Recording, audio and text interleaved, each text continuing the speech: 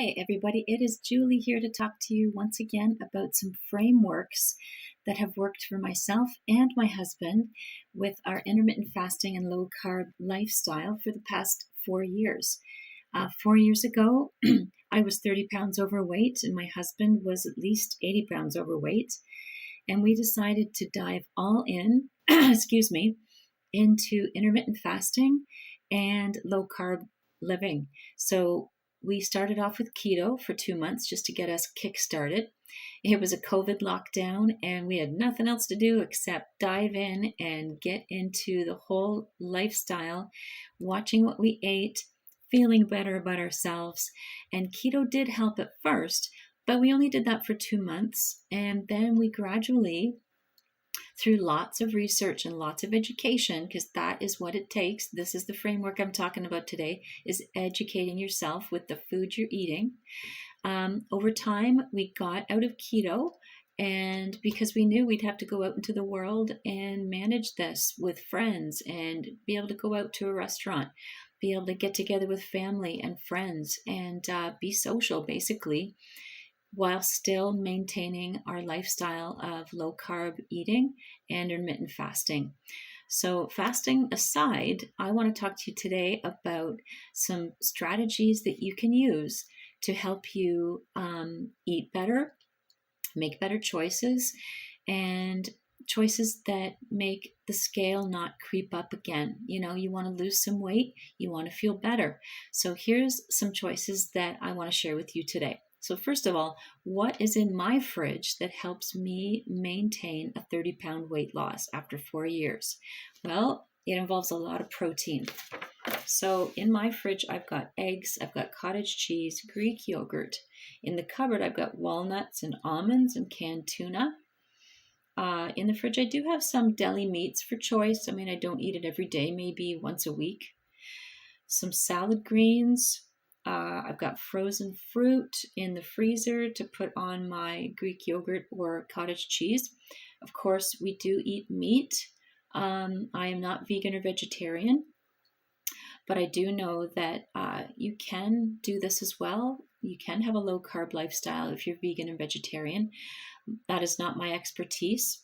We have 2 meals a day, okay? So I don't eat breakfast. I start to eat around noon. And we have 2 meals, okay? So I eat a nice big high protein lunch. And then I'm not hungry until dinner time. And then we don't snack after dinner, okay? So aside from all of that, how do you shop? So I gave you an idea of a few things that I do have in my fridge and pantry, but how do you shop? So what did we do? We started looking up recipes that suited us. So busy weeknight working schedule, I should say, is you don't have a lot of time to make a fancy meal. You don't want to get out all the pots and pans. So I hopped onto Pinterest. I started looking up low carb recipes, low carb weeknight recipes. They might be a bowl of a certain type, or they might be a 1-pot meal. I found some really, really good ones on Pinterest, and I started to create a board there. So I would recommend to you to get like 10 to 20 recipes, make them, see if you like them or not. Of course, they have to include the ingredients that you're used to buying and ingredients that you like to cook with. So get used to amass an amount of 10 to 20 recipes and make them and see if you love them. See if you would like to make them every 2 weeks or so, right? So that's down. Now you've got some recipes and they make you feel good. They're full of protein. They make you not want to go run to the snack cupboard at 9 p.m. while you're watching your favorite show. They're keeping you full until the next day. That is key here. You're not just going to choose a recipe that's like a pasta or a rice dish. You want something that keeps you full. It ticks all the boxes for flavor, low carb, high protein, and it's going to help you last the night and not be grabbing that bag of chips, right? Or that bowl of ice cream. So high protein content, definitely a plus. That's that's number one for us. So yes, we will have that hamburger. We'll have chicken, steak, pork, turkey, whatever. We are not big fish eaters, but yeah, we always have meat with our meal.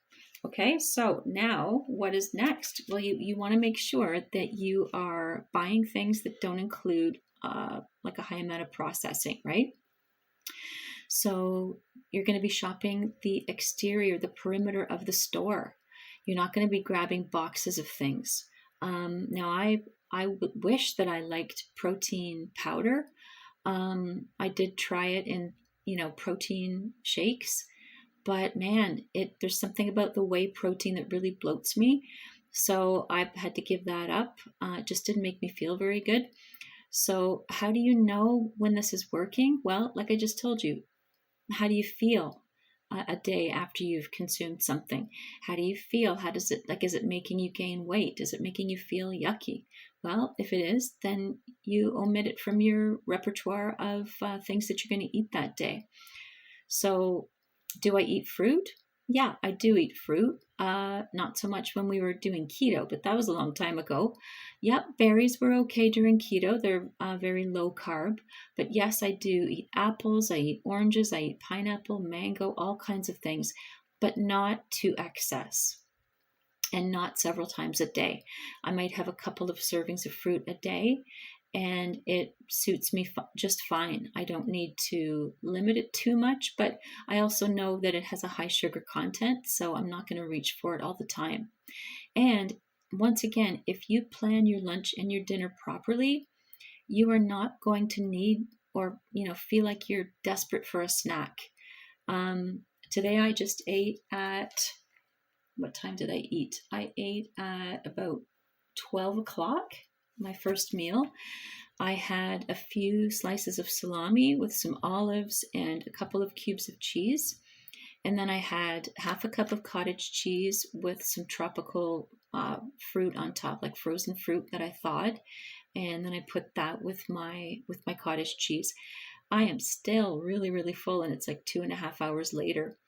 Will I reach for a snack before dinner? No, because I know that I had enough protein at lunch to get me through.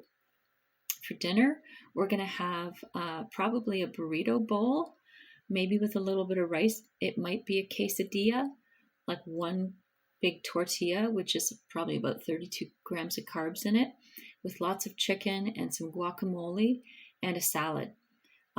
Will that be enough to get me through till tomorrow? Yes, it will be, because my body is used to this system now where I'm packing it full of protein, and I'm not going to be carb heavy. So I hope those tips helped you today.